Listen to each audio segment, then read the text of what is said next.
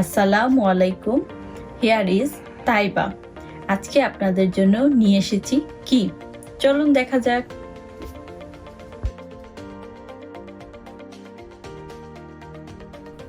মুরতাবাক। চলুন উপকরণগুলো দেখে নেই। 1 কাপ চিজ, আপনাদের পছন্দ মতো চিজ নিতে পারেন।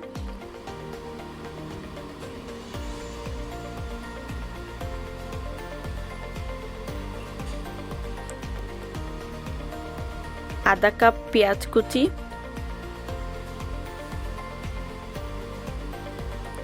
2টা ডিম,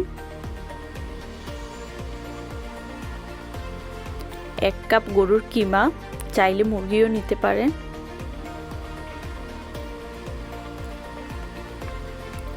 ভাজা জিরার গুঁড়া আধা চামচ আর ধনে গুঁড়া আধা চামচ,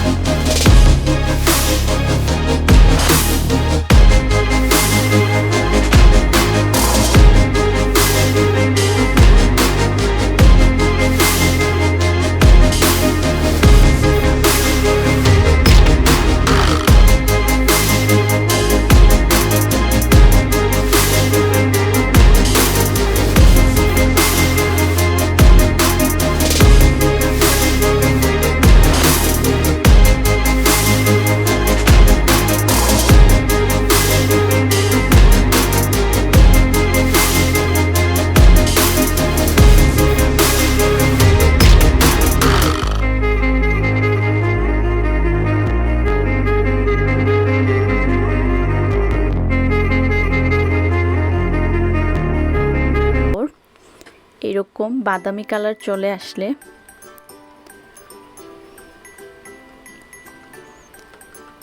দিয়ে দিব কিমা। আমি ভালো করে ধুয়ে পানি ঝরিয়ে নিছি, আপনারা ভালো করে পানিটা ঝরিয়ে নেবেন। এখন ভালো করে মিক্স করে 1 মিনিটের মতো রেখে দিব। দিয়ে দিচ্ছি ধনে গুঁড়ো, জিরে গুঁড়ো, দিয়ে দিচ্ছি লাল মরিচের গুঁড়ো,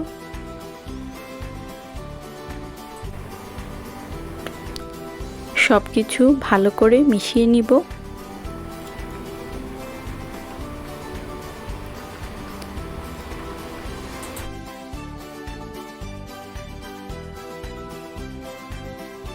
তিন মিনিট অনবরত নাড়ার পর কিমাটা এভাবে শুকিয়ে ঝরঝরে হয়ে গেছে।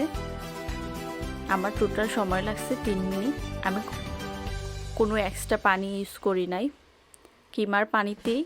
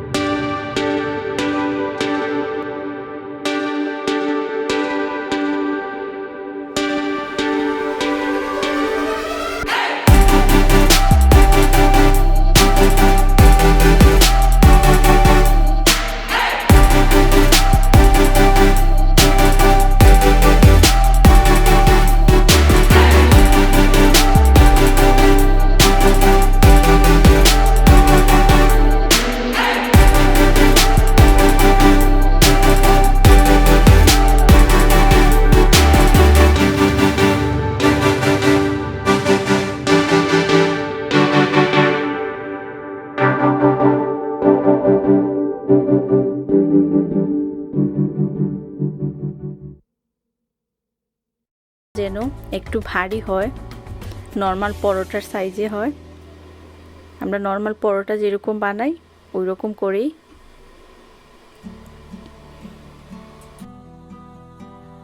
আপনাদের দেখিয়ে দিচ্ছি কীরকম ঠিক হবে। এই যে এরকম টাইপের ঠিক হবে। আমি বাকি রুটিগুলো বেলে নিব। কিমা থেকে দারুচিনি, এলাচি সরিয়ে ফেলবো। এখন প্রথমে যে ভারী পরোটাটা বানিয়ে নিয়েছিলাম ওইটার উপর দিয়ে দিচ্ছি কিমা। আপনার ইচ্ছা মতো কিমা দিতে পারেন, এটার কোনো পরিমাপ নাই, আপনি যতটুকু খেতে চান এতটুকু দিতে পারেন।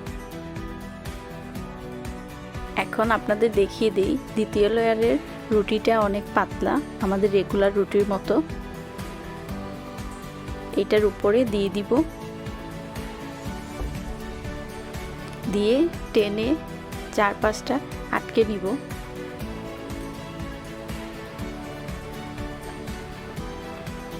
আপনারা দেখে বুঝতে পারবেন এটা আসলে বলে বোঝানোর মতো না।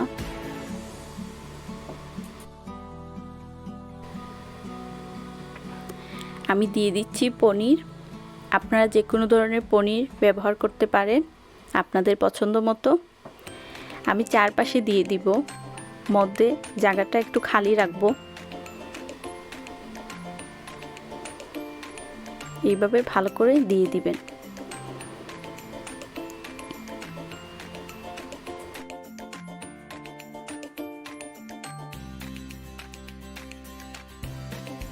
এখন দিয়ে দিচ্ছি তৃতীয় রুটি। চারপাশ টেনে এভাবে চাপ দিয়ে দিবেন, মধ্যে জায়গাটাও এভাবে চাপ দিয়ে দিবেন।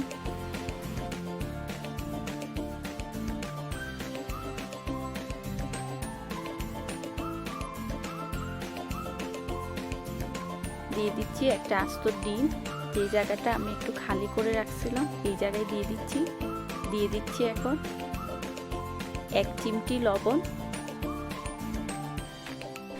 সাবধানের সাথে দিয়ে দিচ্ছি চতুর্থ রুটিটা, দিয়ে এভাবে 4-5টা ভালো করে আটকিয়ে নেবেন। আপনারা চাইলে একটু হাতে পানি লাগিয়ে আটকাতে পারেন যাতে পড়ে না যায়, বা আপনার ইচ্ছা মতো একটু ডিজাইন করে নিতে পারেন। স্প্যাচুলারের সাহায্যে উঠিয়ে নিব সাবধানে, যাতে ডিমটা না বের হয়ে যায়। তেলটা আগে থেকে গরম করে নিছি, এখন দিয়ে দিচ্ছি। এইভাবে তেলের মধ্যে ভেজে নিব 2 মিনিটের মতো।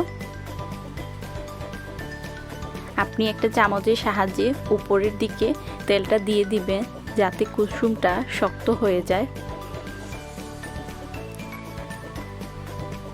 এখন পাল্টে নিচ্ছি। আপনি একটা টাং ইউজ করবেন, তাতে সুবিধা হবে।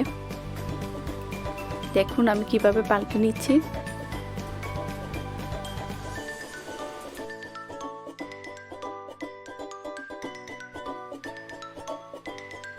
হয়ে গেছে, চলে যাচ্ছি পরিবেশনে।